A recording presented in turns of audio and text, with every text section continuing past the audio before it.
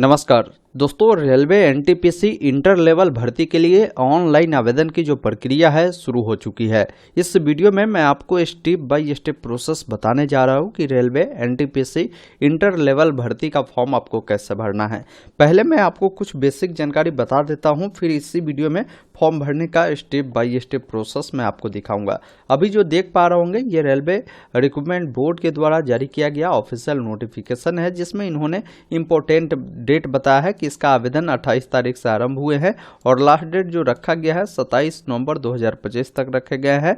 बाकी पेमेंट आप 29 तारीख तक कर सकते हैं। किसी को कुछ गलती होती है तो एडिट का भी लिंक रहेगा।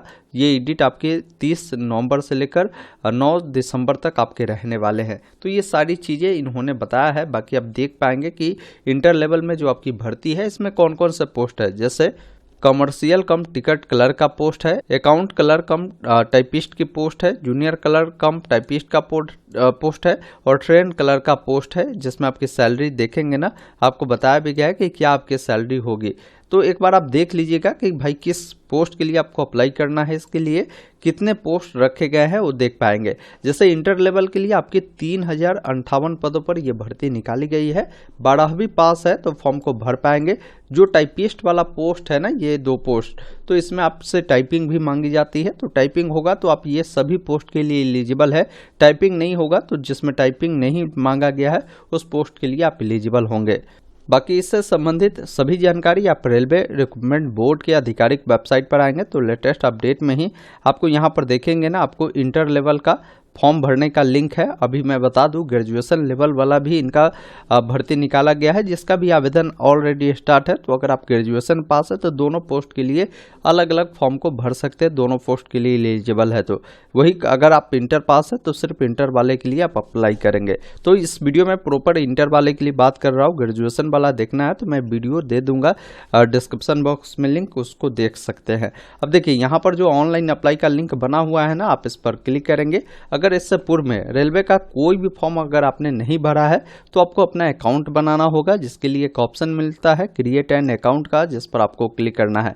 वही कोई लोग पहले से ही रेलवे का कोई फॉर्म भरा है तो आप लॉगिन कर सकते हैं। लॉगिन विथ आधार का भी ऑप्शन है, लॉगिन विथ आरआरबी अकाउंट का भी ऑप्शन है। आप चाहे तो यहाँ से लॉगिन विथ आधार पर क्लिक कर अपना मोबाइल नंबर डालेंगे, जनरेट ओटीपी पे क्लिक कर ओटीपी आएगा, उसको डालकर चेकबॉक्स पर टिक कर लॉगिन करेंगे।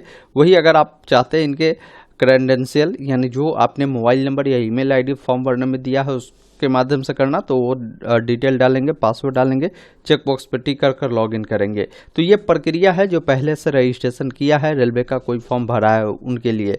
बाकी कोई नए लोग हैं जो पहली बार इस भर्ती का फॉर्म भरेंगे ही, तो उनको क्रिएट एन अकाउंट वाले विकल्प पर क्लिक कर ओके वाले विकल्प पर क्लिक करना है।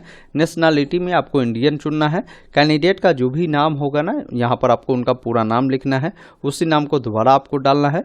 फिर पूछता है कि यदि आपने कभी भी नाम चेंज किया तो यस करें, नहीं तो नहीं वाले विकल्प पर क्लिक करें। जो भी आपका डेट ऑफ बर्थ होगा, कैलेंडर मिलता है, सबसे पहले जो भी आपका साल हो, जो भी आपका महीना हो, उसको आप यहाँ से इस प्रकार डालेंगे और जो भी डेट हो इस प्रकार चयन करेंगे, उसे दोबारा से आपको डालना है। जेंडर क्या है, लड़का है तो मेल, लड़की है तो फीमेल आपको डालना है। जो भी आपका फादर का नाम है डालेंगे, उसे दोबारा से डालेंगे, माताजी का नाम लिखना है। फिर जो भी आपका ईमेल आईडी है वो लिखना है और एक ऑप्शन मिलता है जनरेट ईमेल ओटीपी, जिस पर क्लिक करेंगे तो ओटीपी आएगा, उसको डालकर वेरीफाई करेंगे। मोबाइल नंबर डालेंगे, इस पर भी ओटीपी अनवाकर इसको भी आपको वेरीफाई करना है। फिर नीचे आना है, आपको पासवर्ड क्रिएट करना है, जिसमें एबीसीडी का कोई भी बड़ा अक्षर, कोई भी छोटा अक्षर, कोई भी सिंबल, कोई भी जो है अंक आपको उपयोग करना है। उसी पासवर्ड को दोबारा डालना है, इस चेकबॉक्स पर टिक करना है और एक ऑप्शन मिलता है preview and create an account का, जिस पर क्लिक करेंगे आपका अकाउंट सक्सेसफुली बन जाएगा।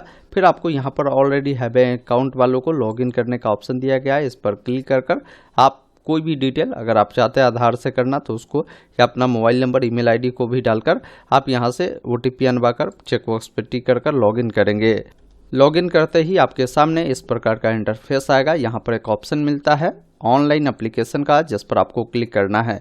अब यहाँ पर देखेंगे ना, आपको दो ऑप्शन मिलते हैं एनटीपीसी में। मैंने बताया ही कि एक तो अंडर ग्रेजुएट यानी 12th लेवल पर भर्ती चल रही है, जिसका 28 तारीख से आवेदन स्टार्ट है, और एक भर्ती ग्रेजुएशन लेवल पर चल रहा है जो 21 अक्टूबर से आवेदन स्टार्ट है।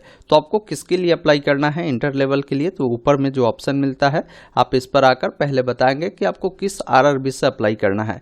इस आरआरबी को चुनने से पहले मैं ये भी कहना चाहूँगा कि एक बार आप विज्ञापन को देखें, नोटिस को डाउनलोड करेंगे ना, तो आपको जानकारी मिलेगी कि भाई ये भर्ती जो है किस आरआरबी में कितनी है। जैसे यहाँ पर देखिए, अहमदाबाद में आपको भर्ती बताया गया है ना कि इस पोस्ट के लिए कितनी भर्ती किस कैटेगरी के लिए है, वो चीज़ें आप यहाँ से देख सकते हैं। ये देखेंगे अजमेर का है, ये बेंगलुरु का है। इसके बाद आप आएंगे तो ये देखेंगे भोपाल का है, ये देखेंगे भुवनेश्वर का है। तो मैं जिस भी आरआरबी से अप्लाई करना है उस आरआरबी को सिलेक्ट किया, इस दोनों चेकबॉक्स पर टिक करूंगा। नेक्स्ट वाले विकल्प पर क्लिक करना है और इसको क्लोज करना है। यहाँ पर जो भी जानकारी आपको दिखाई गई है ना, आपने जो रजिस्ट्रेशन में डाला है वो जानकारी देखने को मिलता है। जो जानकारी नहीं फिलअप है वो जानकारी आपको फिलअप करना है, जिसमें देखिए सबसे पहला चीज़ है कि आपसे पूछा जा रहा है कि आपकी शादी हो चुकी है तो मैरिड, अन्यथा अनमैरिड वाले विकल्प पर क्लिक करें। किस धर्म से आप बिलोंग करते हैं वो आपको बताना है। आपकी मातृ लैंग्वेज कौन सा है वो आपको बताना है। साथ में आप जो एग्ज़ाम देना चाहते हैं किस लैंग्वेज में देना चाहते हैं वो बताएंगे। आपके बॉडी में कोई ऐसा परमानेंट निशान है जो कटा का हो, जला का हो, तो उसके बारे में आप बताएंगे। आप अगर मान लीजिए एक ही निशान है, क्योंकि यहाँ पर दो पूछ रहा है, तो एक में निशान बताइए, दूसरा में आप चाहे तो नो मार्क भी आप लिख सकते हैं अगर एक ही निशान है तो। यहाँ पर कम्युनिटी पूछ रहा है, तो कम्युनिटी का मतलब आप किस कैटेगरी से बिलोंग करते हैं। जैसे अगर आप एससी वाले हैं तो एससी चुनेंगे, तो यहाँ पर बोलेगा कि कोई कैंडिडेट अगर एससी एसटी है तो इनको सेंट्रल लेवल वाला जो है कास्ट सर्टिफिकेट देना होगा। कोई ओबीसी है तो इनको एनसीएल सर्टिफिकेट सेंट्रल लेवल वाला देना होगा, तभी आपको रिजर्वेशन का जो बेनिफिट है आपको रेलवे उपलब्ध करवाती है। तो यहाँ से आपको क्या करना है, आई एग्री कर देना है। फिर यहाँ पर आपसे पूछेगा कि आप अपना कास्ट का नाम बताएं, कास्ट सर्टिफिकेट का नंबर दीजिए, साथ में कास्ट सर्टिफिकेट जो इशू हुआ है किस अथॉरिटी के द्वारा इशू किया गया है वो आपको यहाँ पर बताने की ज़रूरत होगी। उसके बाद जो भी आपने कास्ट सर्टिफिकेट बनाया है ना, किस डेट को इशू किया गया है वो डेट बताएंगे। और फिर पूछता है कि अगर आपको रेलवे का ट्रेवल पास मिलता है एग्जाम के लिए वो चाहिए, तो आप यहाँ पर एस करेंगे। बाकी जो भी आपके नियरेस्ट स्टेशन होगा वो डालेंगे और आपको अपना कास्ट सर्टिफिकेट यहाँ पर अपलोड करना है, ये ध्यान रखिएगा। वही कोई ओबीसी वाले हैं तो ओबीसी को चुनेंगे, तो यहाँ पर आपको एग्री कर आपसे पूछेगा कि आप एनसीएल से बिलोंग करते हैं या क्रीमी लेयर से बिलोंग करते हैं। तो एनसीएल से वो बिलोंग करता है जिनकी पारिवारिक इनकम 8 लाख रुपए से कम है, तो आप एनसीएल को सिलेक्ट कर आई एग्री करें। फिर जो भी कास्ट का आपका ये होगा ना नाम होगा वो आपको लिखना है। जो भी एनसीएल सर्टिफिकेट है उसका नंबर देंगे, वो सर्टिफिकेट कहाँ से आपने बनवाया है वो आपको बताना है, साथ में किस राज्य से बना है, किस डेट को बना है, ये जानकारी आपको देनी होगी। बाकी जो भी आपका एड्रेस होगा ना, ये प्रेजेंट एड्रेस आपसे पूछता है, तो इस वाले कॉलम में प्रेजेंट एड्रेस देंगे और यहाँ पर परमानेंट एड्रेस आपको देना है, जिसमें स्टेट, डिस्ट्रिक्ट, और इस वाले कॉलम में अपना प्रॉपर एड्रेस लिख देंगे। नियरेस्ट जो भी स्टेशन है वो देंगे, पिन कोड देंगे। किसी का प्रेजेंट और परमानेंट समान है तो इस चेकबॉक्स पे टिक करेगा, दोनों फिल होगा। अलग अलग है तो अलग अलग जानकारी को फिल कर सेव करना है, फिर नेक्स्ट वाले विकल्प पर क्लिक करना है। इस प्रकार पर्सनल डाटा आपका सेव होता है। अब आप आते हैं अगले स्टेप में। यहाँ पर आपसे पूछता है कि अगर आप एक्स सर्विसमैन है तो एस करें, नहीं तो नहीं वाले विकल्प पर क्लिक करें। दिव्यांग है तो एस नो में बताएंगे, स्क्राइब चाहिए तो एस नो में बताएंगे। अगर आप ईबीसी सर्टिफिकेट धारक है तो आपको फी में भी छूट मिलता है, तो आप यहाँ पर एस करेंगे तो फिर आपको जो है यहाँ पर बताना होगा कि ईबीसी वाले हैं तो आप दिखाइए कि अगर आपके पास सीबीसी सर्टिफिकेट है तो, नहीं तो बीपीएल कार्ड है वो दिखा सकते हैं। अगर आप ऐसा नहीं है तो नो करेंगे, फिर एस करेंगे। तो ये सभी जानकारी आपको देने की ज़रूरत है, अगर ऐसा है तो आप ज़रूर दे दीजिएगा।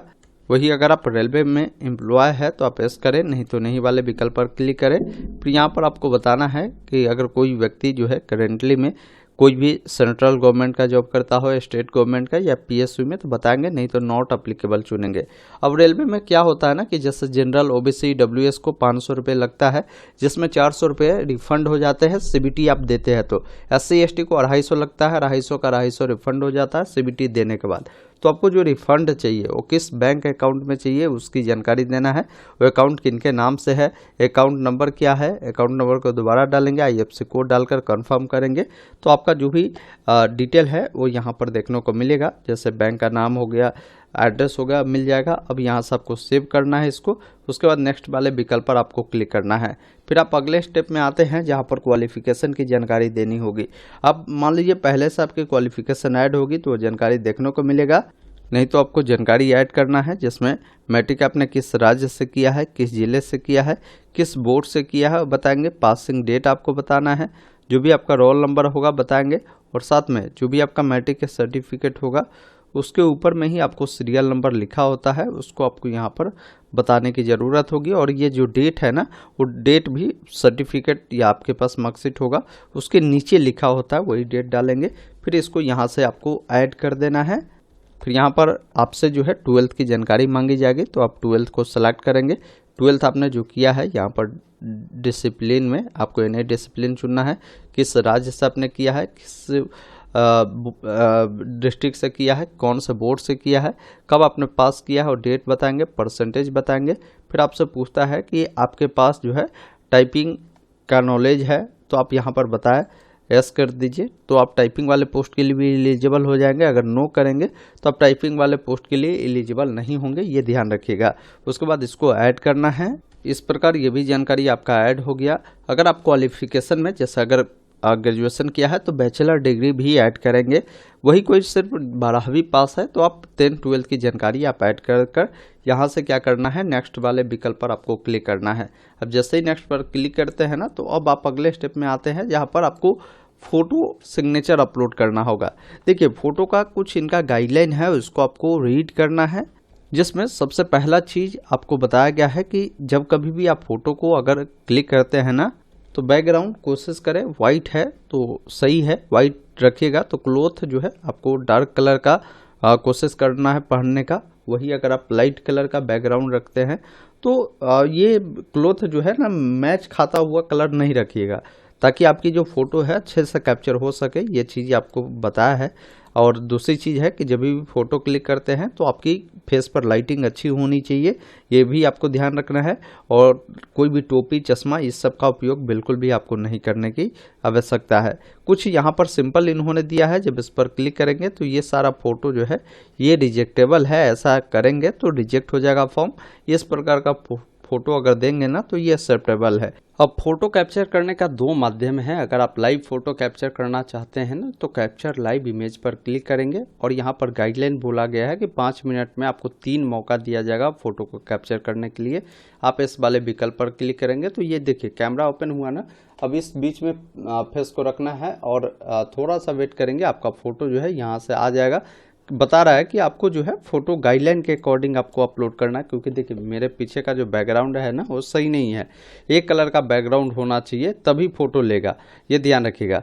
यहाँ पर भी बता रहा है कि प्लेन बैकग्राउंड में जाकर आपको जो है फोटो लेना है, या नहीं तो मोबाइल के मदद से भी कर सकते हैं। कैप्चर लाइव इमेज पर क्लिक कर इस QR कोड को मोबाइल से स्कैन कर आप लॉगिन कर मोबाइल से भी इससे करेंगे। यहाँ पर देखिए आपको सिग्नेचर को लेकर इन्होंने बताया है कि यहाँ पर आपको सिग्नेचर अपलोड करना है। इसका भी ये है गाइडलाइन कि वाइट पेपर पर ब्लैक इंक पेन से आपको सिग्नेचर जो है करनी है। साथ में इसका जो साइज रखेंगे 30 से लेकर 50 KB के अंदर में आपको रखना है। और डायमेंशन अगर बनाते हैं तो mm में 50 × 20 mm, और पिक्सल में बनाते हैं तो 140 × 60 पिक्सल आपको बनाना है। अब आइए आपको बताते हैं, जैसे काफ़ी सारे लोगों को सिग्नेचर में प्रॉब्लम होता है, तो इसके लिए आप गूगल में ही लिखेंगे इमेज जैसे रिसाइज, जैसे ही इतना लिखेंगे ये वेबसाइट आएगा, आपको ओपन करना है, जो भी सिग्नेचर है ना उसको यहाँ पर अपलोड करना है। उसके बाद यहाँ पर यूनिट में या तो आप mm रख सकते हैं या पिक्सल रख सकते हैं। जैसे अगर पिक्सल रखा है आपने तो इसका गाइडलाइन में देखिए कि क्या बता रहा है। जैसे इसका विड्थ कितना है 140 और हाइट 60, तो यहाँ पर आपको क्या करना है, विड्थ इसका 140 आपको रखना है और हाइट 60 आपको रखना है, और यहाँ से यूनिट में पिक्सल ही रहने देना है। यहाँ से डाउनलोड पे क्लिक करना है और डाउनलोड पिक्चर पर क्लिक करेंगे तो देखेंगे ये तो बंद हो गया है, लेकिन KB बहुत कम हो गया है। अब इसको बढ़ाना होगा तो आपको गूगल में ही लिखना है इमेज इंक्रीज साइज, जैसे इतना लिखेंगे ये फर्स्ट वेबसाइट आएगा, इसको ओपन करेंगे। अब यहाँ पर जो सिग्नेचर आपने साइज बनाया है ना, उसको यहाँ से जाकर आप अपलोड करिए। अब इसको कितना केबी में आपको रखना है वो बताना है और इंक्रीज साइज पर क्लिक करना है और यहाँ से इसको डाउनलोड वाले विकल्प पर क्लिक कर लेना है। अब उस सिग्नेचर को आप यहाँ पर आकर अपलोड करेंगे, वो यहाँ पर देखने को मिलेगा। उसके बाद इस चेक बॉक्स पर टिक कर दीजिए। इस प्रकार सिग्नेचर आपका अपलोड हो गया। इस चेक बॉक्स पर टिक कर फोटो सिग्नेचर को अपलोड कर सेव वाले विकल्प पर क्लिक करेंगे, फिर नेक्स्ट वाले विकल्प पर क्लिक करना है। फिर आप अगले स्टेप में आ जाते हैं, जहां पर आपको जो है ये पोस्ट का सिलेक्शन करना होगा कि आप किस पोस्ट के लिए अप्लाई करना चाहते हैं। आपने जो क्वालिफिकेशन दिया होगा ना, उसके अकॉर्डिंग ही यहाँ पर आपको पोस्ट खुलता है।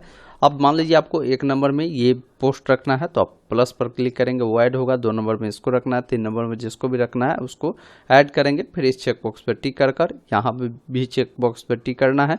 फॉर्म कहाँ से भर रहा है पहले इसका नाम लिखेंगे, उसके बाद प्रीव्यू एप्लीकेशन पर क्लिक करना है, या पहले आप सेव कर लेंगे फिर प्रीव्यू वाले विकल्प पर क्लिक करेंगे तो आपके सामने आपकी जानकारी आएगी। एक बार जानकारी को देखिए, कहीं भी कुछ गलती है तो उसको सुधार करें।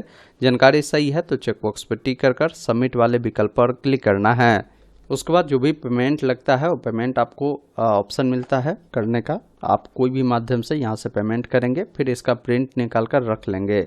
इस प्रकार मैंने इस वीडियो में आपको बताया है कि कैसे आप सभी को, अगर आप चाहते हैं रेलवे एनटीपीसी इंटर लेवल भर्ती का फॉर्म भरना, तो कैसे अप्लाई करना है। बाकी की जानकारी के लिए आप इस नोटिस को डाउनलोड कर जरूर पढ़िएगा, आपको सारी जानकारी मिलेगी। या इसका सारा लिंक अगर आप जानना चाहते हैं ना, तो ऑनलाइन अपडेट stm.in पर आकर लेटेस्ट जॉब में ही ये लिंक मिलेगा, जहाँ पर सारी जानकारी आपको मिल जाएगी। और यहीं पर आपको अप्लाई करने का भी लिंक मिलेगा, नोटिस डाउनलोड करने का भी लिंक आपको इम्पोर्टेंट लिंक में दे दी गई है। तो वीडियो को शेयर जरूर कर दीजिएगा। धन्यवाद। जय हिंद।